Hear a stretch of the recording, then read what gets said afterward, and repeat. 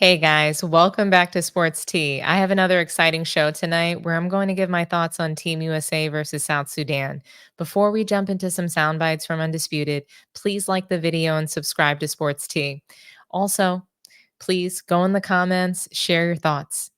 So now that we've got that homework out of the way, it was an exciting game. Lots of runs from both teams. We had another stellar performance from Kevin Durant, who saved the day once again. An interesting thing, though, that happened in this game was Joel Embiid getting benched. So before I get into my thoughts on this, I'm going to play a soundbite from Undisputed where Rick Bucher gives his thoughts on Joel Embiid's response to not playing versus South Sudan. Listen to this from Joel Embiid. This is a great setting for me because I'm playing with a lot of great players. It's all about finding ways to bring whatever I can and obviously make sure that we win. In the NBA, I'm used to being the guy. Now you got to give it up. So I'm loving it. Rick Bucher, what does this tell you about Joel Embiid? This tells me that Joel Embiid may have been only the guy in name only, because I've never known of a guy who is legitimately the guy who enjoys not being the guy. I agree. And so we've propped him up as the process, as the guy that's going to legitimize everything that the Philadelphia 76ers went through. But I can't name a player that I saw as, and we're talking about not just the best player on a team, but a guy who's capable of leading a team to a championship. Yeah. I am used to hearing them say, hey, you know what? I'm being asked to play a role and I will do that, but because I want to help us win. But they generally struggle with it because it's not in their DNA. It's not their mentality to take a back seat. So for Joel Embiid to be saying, I love taking a back seat. I love not having the responsibility or the pressure to lead this team to victory, makes me question if he's truly what we've made him out to be, which is a guy who's capable of leading a team to a championship. He certainly is that guy, Rick. Alrighty. So if you guys have seen me on Man Down Sports, then you know very well that I believe Joel Embiid to be a complete serial loser. I repeat, serial loser. Okay? I think that he should have played in France. That would have made the Olympics a little more competitive, but I don't think he belongs on Team USA at all. I would have picked Brooke Lopez for center instead. I understand that that is a very unpopular take. I understand that Embiid is last year's MVP, and on paper, he should be on the team. He just has loser intangibles, and I don't think he has the athleticism required for men's Team USA. I think he looked unplayable against Serbia. Why couldn't he go head to head with Jokic? Embiid is not that guy. That's why. He's just not the guy. He might be who the 76ers are invested in, but he's small potatoes on this Olympic team. He's virtually unplayable, basically fouled out in one of the exhibition games. He claims he's enjoying playing with superstars and he's grateful not to have all the pressure on him. He's not a winner. Okay? When guys say that, I'm glad to not have the pressure, that's because they've never won. They don't want the pressure. They don't want to win.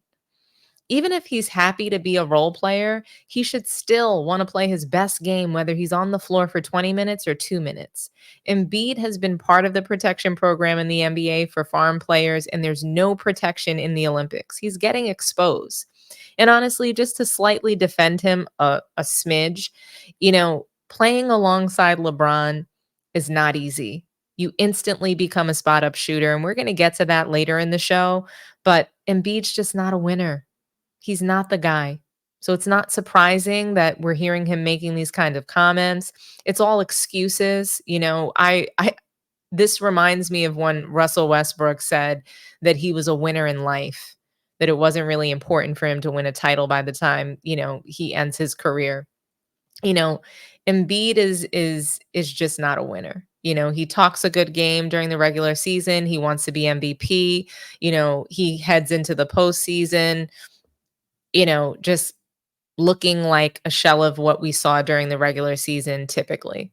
So, international teams, they want to push the pace. They want to shoot the three. They run fast. And it worked much better to have Bam Adebayo, who was a total stud against South Sudan. He put his ball handling skills on display, bringing the ball up the floor, playmaking, rebounding, defending at a high level, and penetrating to the rim for those high percentage shots.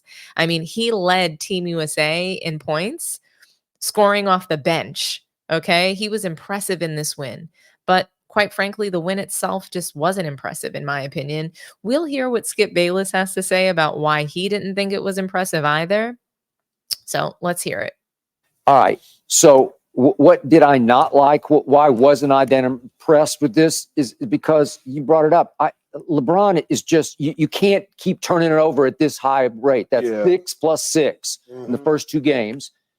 And again, I think he tries things sometimes that he doesn't really need to try. But once you get in the medal round, you can't mess around with this. You can't keep turning it over at that rate. See, the thing that I saw in general, and I know Paul talked about our defense being impressive, and LeBron's turnovers all combined to me, you know, and Rick was saying yesterday that how athletic they were and things of that nature.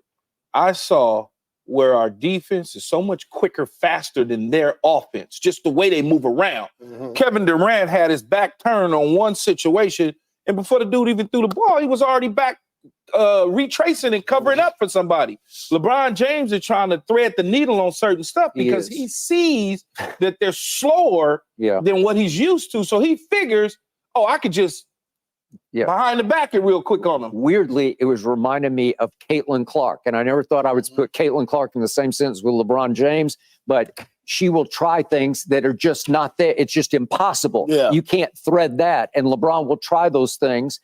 And so far, not so good, which brings me to Steph. Okay.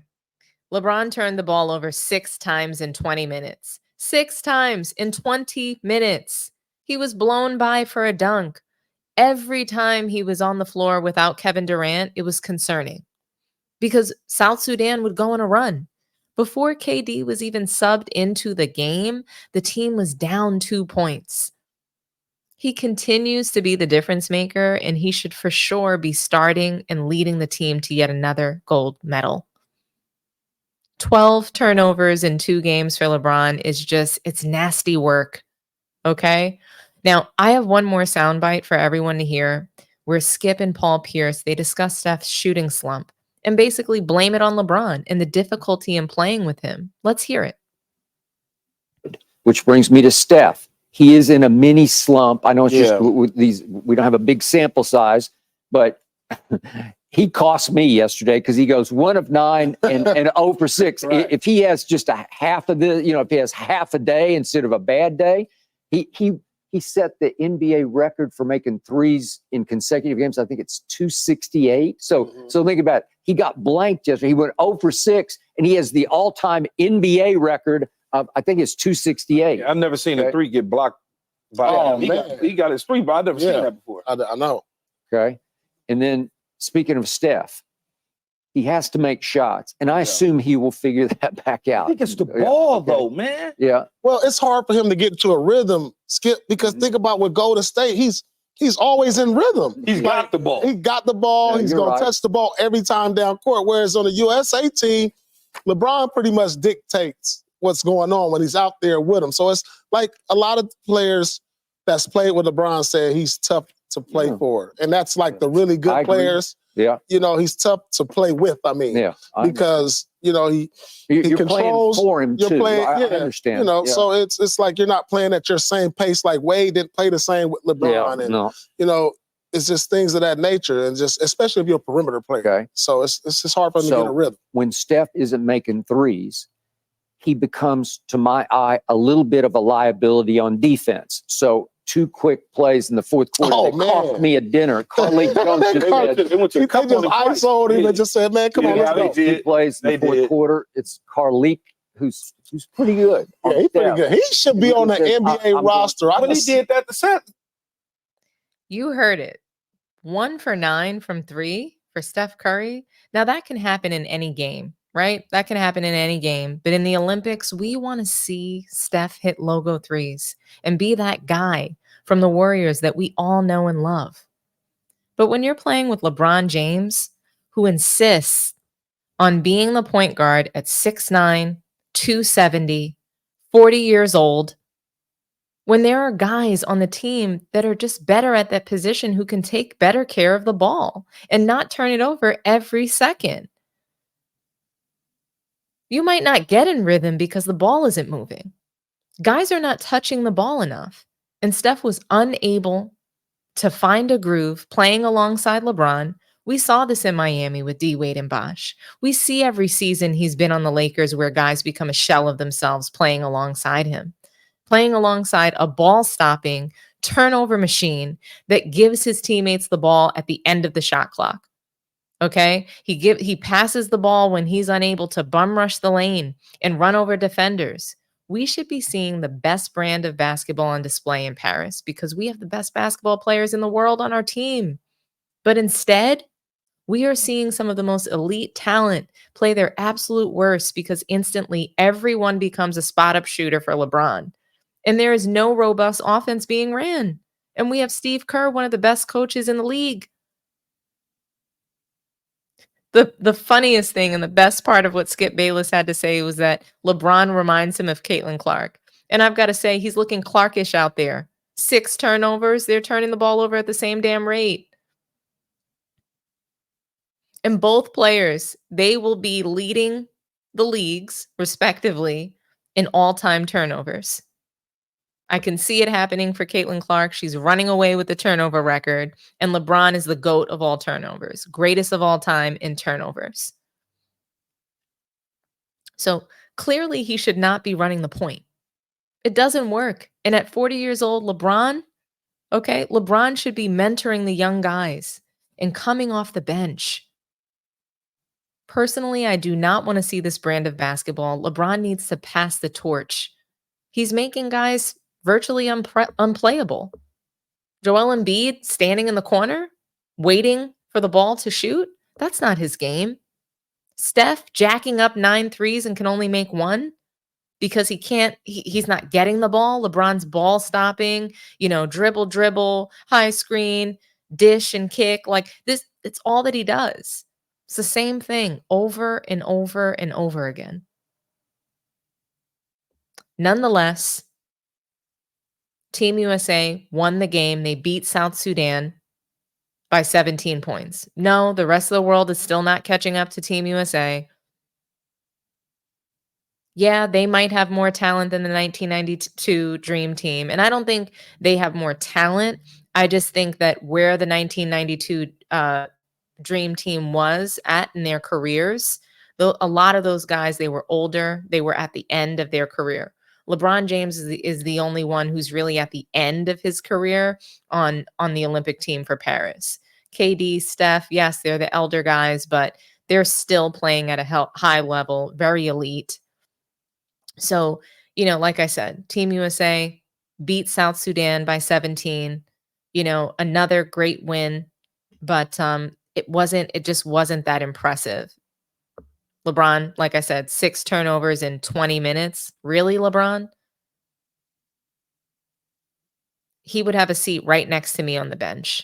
Right next to me on the bench. You've got to take care of the ball. Possessions in the Olympics become so much more important. And, I guess a win is a win. A win is a win, right? No matter how ugly that win was, a win is a win. So until next time on the road to the gold, for the women's Team USA, I will be creating some more content surrounding their game against Belgium. So everybody, please have a good night. But before you go, like the video, subscribe to Sports Tea, throw some comments in there. Let me know your thoughts. Alrighty. Have a good one, everybody.